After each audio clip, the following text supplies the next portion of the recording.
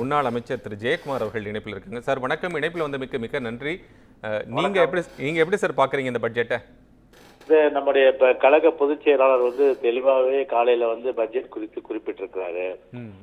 முக்கியமா நம்ம கவனிக்க வேண்டியது இந்த ஆட்சியினுடைய கடைசி பட்ஜெட். இந்த கடைசி பட்ஜெட்னு சொல்லும் போது இதோட அவங்க இனிமே எதிர்காலத்துல பட்ஜெட்டே போட முடியாது. அப்படிப்பட்ட சூழல் சிரிக்காதீங்க, உண்மைதான் அது. மக்கள் தான் சார் தேர்ந்தெடுக்க போறாங்க. அதுதான் மக்களுடைய மனநிலை எப்படி இருக்குன்றது தெரியும் இல்லையா? உள்ளங்க நெல்லிக்கணி போல இன்னைக்கு தேர்தல் வாக்குறுதிகள் எவ்வளவு சொன்னாங்க. அதை பத்தி ஏதாவது சொல்லியிருக்காங்களா? கல்வி கடன் ரத்துனாங்க, செஞ்சாங்களா? இல்ல இபி மாசத்துக்கு ஒரு முறை கணக்கெடுத்து சொன்னாங்க, செஞ்சாங்க? இல்ல வேலை வாய்ப்பு பெருக்கணும்னு சொல்லிட்டு வருஷத்துக்கு 1 லட்சம் பேர் வேலை வாய்ப்பு அது உறுதி கொடுத்தாங்க. இதோட 54,000 அமர்த்திருக்காங்க. அப்படி கணக்கு பார்த்தா 4 லட்சம் பேர் இதுவரையில பட்டியல் அமர்த்திருக்கிறோம். அதுவும் பண்ணல, அதுவும் பட்டேனாமோ. அது மட்டும் இல்லாம பாத்தீங்கன்னா அரசு ஊழியர் ஆசிரியர்கள் போராட்டம் வச்சப்ப நேரடியாவே அவங்க அழைக்கல, ஆனா அழைக்காம கூட நேரடியா போய் உங்களுக்கு நான் இருக்கிறேன், நான் வந்தவன உங்க கோரிக்கை எல்லாம் நிறைவேற்றுறேன்னாங்க. இன்னைக்கு ஆசிரியருக்கு அம்போன்னு விட்டாரு, கை கழுவிட்டாரு. அதே போல அரசு அம்போன்னு கை கழுவிட்டாரு. இப்ப அவங்க நடுத்தருல வீட்டுல போராடக்கூடிய ஒரு நிலைமை. அவங்கள பத்தி எந்த அறிவிப்பும் இந்த பட்ஜெட்ல கிடையாது. அதே போன்று டீசலுக்கு மானியம் கொடுக்குறேன்னாங்க, அந்த அறிவிப்பு கிடையாது.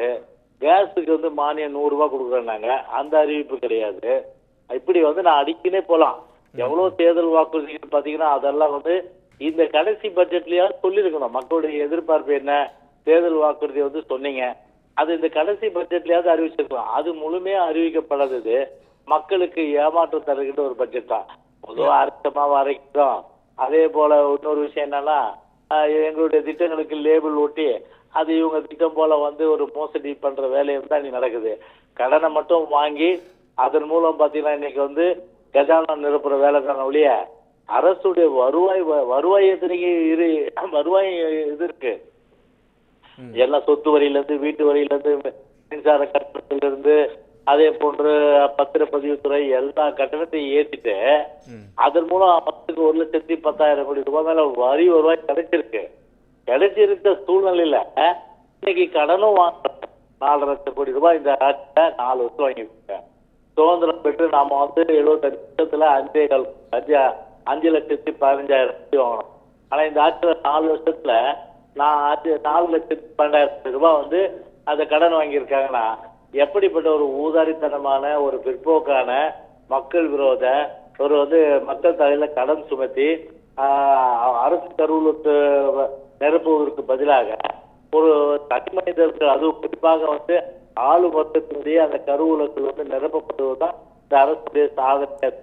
இல்ல மக்கள் நலத்திட்டங்கள், ஜெயக்குமார் சார் ஒரு நிமிஷம். மக்கள் நலத்திட்டங்கள், மகளிர் விடியல் பயணம், அதே போல கனவு இல்ல திட்டம், இது போல பல திட்டங்களுக்கு மாணவர்களுக்கு ஊக்கத்தொகை, உயர்கல்வி செல்லக்கூடிய மாணவர்களுக்கு, பள்ளியிலிருந்து மேல போகக்கூடிய ஆண் மாணவர்கள் பெண் மாணவர்களுக்கு, இவங்களுக்கு உயர்கல்வி பயிலக்கூடிய மாணவர்களுக்கு, அதே மாதிரி இங்கிருந்து வெளிநாடுகள் போய் சென்று படிக்கக்கூடிய மாணவர்களுக்கான முழுமையான உதவித்தொகை, ஆராய்ச்சி படிப்புகள் செய்யக்கூடிய மாணவர்கள், இப்படி பல உதவித்தொகைகள் செஞ்சுக்கிட்டு இருக்கக்கூடிய சூழ்நிலையில அதுக்கான செலவு ஆகாது அப்படின்னு நம்ம எதிர்பார்க்க சரியா இருக்குமா?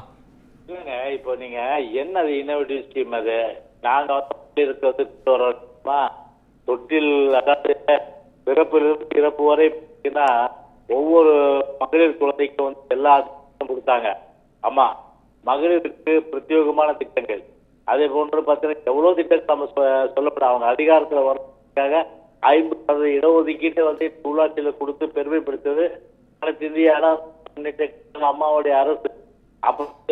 அவ்வளவு பெரிய அளவுக்கு மகளிர் திட்டம், குழந்தைங்க நலத்திட்டம், அதே போன்று தொட்டில் குழந்தை தாலி திட்டம், இதெல்லாம் உண்மையே ஒரு மகத்தான தாலிக்கு தங்கத்திட்ட ஏன் நிறுத்துறீங்க? இதை ஒவ்வொரு வீட்டை பார்த்தா 1,00,000 ரூபாயிலிருந்து 75,000 ரூபாய் தங்கம். அதே போல அவங்க வீட்டுக்கு 25,000 பிளஸ் டூ முடிச்சிருந்தா, டிகிரி முடிச்சிருந்தா 50,000, 2 பேர் பிளஸ் டூ முடிச்சிருந்தா 1,000, டிகிரி முடிச்சா 1,000, இப்படி எல்லாம் அரசாங்கம் இப்படி எல்லாம் நாட்டு கொடுத்துட்டு ஏதோ சும்மா அவங்க எதிர்பார்ப்பு ஒரு பெரிய அளவுக்கு ஒரு மலை போல இருக்கிற சூழ்நிலையில சும்மா பார்த்து ஒரு எலுமிச்சம்பழ அளவு செஞ்சுட்டு ஆஹா ஓஹோ நாங்க காட்டில இது பிரமாதம் பண்ணா அதை ஏற்றுக்க முடியாது. ஏன்னா நீங்க சொல்றது தான் இருக்கு. நீங்க மக்கள் பொறுத்தவரை எவ்வளவு கஷ்டத்துல சிரமப்படுறாங்கன்றது கண்டிப்பா அந்த தேர்தல்ல இதோட முடிவு கட்டி கடைசி பட்ஜெட் தான் இனிமே எந்த காலத்திலயும் சட்டமன்றத்தில் நீங்க பட்ஜெட் போட முடியாதுன்ற அடிப்படையில் தான் மக்களுடைய தீர்ப்பே இருக்கும். பொறுத்திருந்து பார்க்கலாம் சார். உங்களுடைய கருத்துக்களும் நேரத்துக்கும் எங்கிடையே பகிர்ந்து கொண்டீங்க. மிக்க நன்றி ஜெயக்குமார் சார். நன்றி. நன்றி.